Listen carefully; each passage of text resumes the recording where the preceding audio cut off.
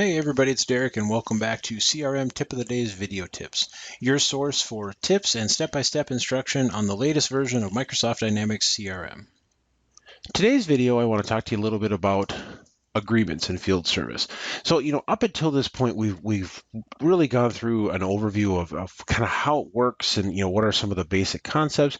We talked a little bit about some of the incident types that you can use for templating and some of those things. These agreements help you set up schedules for how you want to do things for particular customers. So for example, if I own a landscape company and I'm mowing people's lawns, I'm probably going to go out and mow people's lawns, once a week or, twice a week, depending upon where you live and how much it rains and in those types of different situations. And so what this allows you to do is to find kind of the components around that agreement and then do things like invoicing and define how often those invoices are going to get sent out and define how often those actual maintenance jobs are going to be done and define when you want the work orders to be created for those individual pieces. So let's go ahead and take a look at what this looks like inside the application. So I'm going to go back into field service. And if you remember to this point, we've done a little bit with work orders. We've done a little bit with incident types and some of the administration stuff. Now we're going to go ahead and we're going to click on agreements. And so this is where we can define what these individual agreements are that we want to work through. And so in here, I'm going to go ahead and click on new.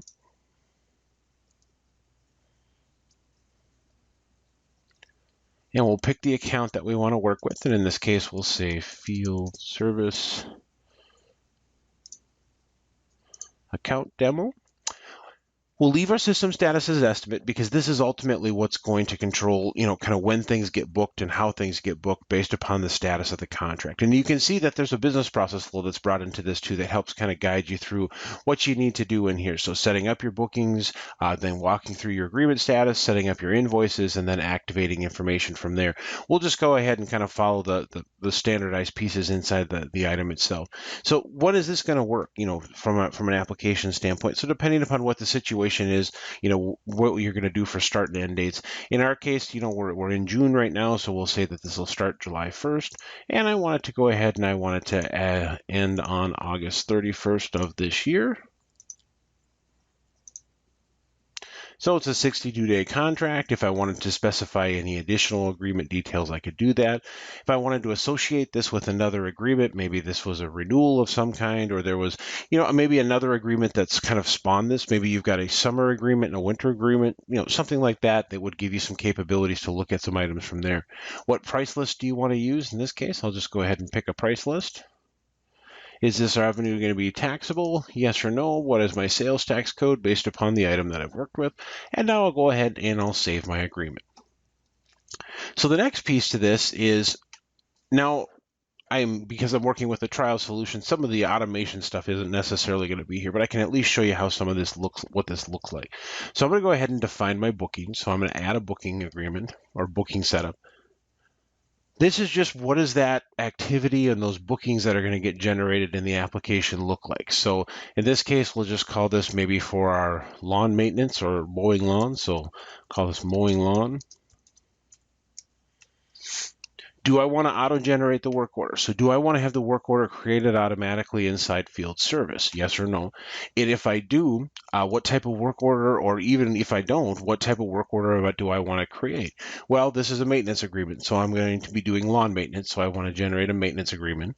How many days in advance do I want to generate this work order? So, if I'm sending this out every Monday, or somebody needs to be, out there on Saturdays or whatever we've agreed upon, do I need a couple of days to get that work order generated ahead of time so I can get it scheduled, or depending upon how I'm working with these items?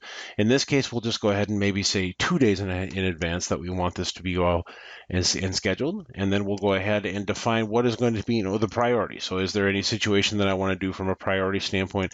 Well, it's maintenance, so it's not necessarily super high on our list, but it is something that we do want to get done. Do I want to auto-generate my booking? Yes or no? I can have my booking be generated automatically as we're going through. What is my estimated duration for how I want these individual situations to take place? For right now, I'll say that I don't necessarily want to auto-generate the bookings.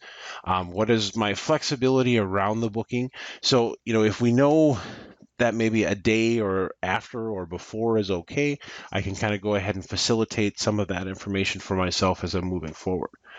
Then when I get into kind of auto-generating some of these things, if I want to have a preferred resource, or who is my preferred resource, I can go ahead and define who that person is. You'll notice that depending upon what you kind of decide, if you decide to auto-generate the booking, your preferred resource becomes required. Now you have to have the preferred resource in there, and then there's actually a business rule that looks like behind the scenes that runs, so you'd have to have kind of a preferred start time associated with this as well, so it understands when you want it to kind of start or be situated from that standpoint. Now at this point, we'll just go ahead and facilitate that information from here. I can then go ahead and set up my booking reoccurrence if I wanted to define, how often I wanted this to reoccur. So if I know that I want this to happen on Fridays, I could have this information happen on Fridays. So I could come into here to weekly. I could say happen on every Friday of the month. When do you want this to start? Well, I want this to start on July 1st. And I want it to end on August 31st.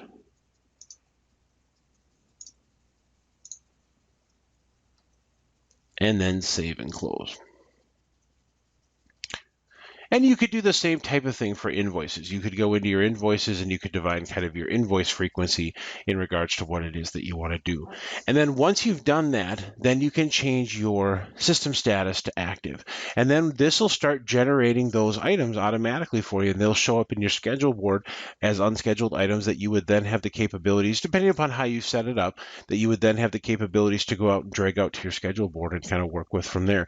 Now, there's certain things within the trial that I've noticed that don't necessarily work, even as they did with preview or with the paid for version at that point. And I've still got this one kind of sitting in a trial version, but I would definitely recommend playing with this a little bit. This is by no means everything that you can do with field service, even with agreements from an application standpoint. We've shown you quite, a few things over the last few videos.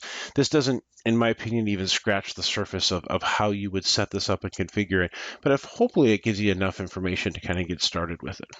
Well, that's going to do it for this video. I hope you found it entertaining and informative. As always, this was not meant to be a deep dive into anything. It was to just get you started with the concepts around agreements and what some of these things can do inside the application. I would highly encourage, just like always, to really go out and play with the application and install some of these trial items that are out there and really see what you can do with it as you're moving forward. But again, for all of us here at CRM Tip of the Day, this has been Derek saying thanks for watching, everybody. Take care and have a good one.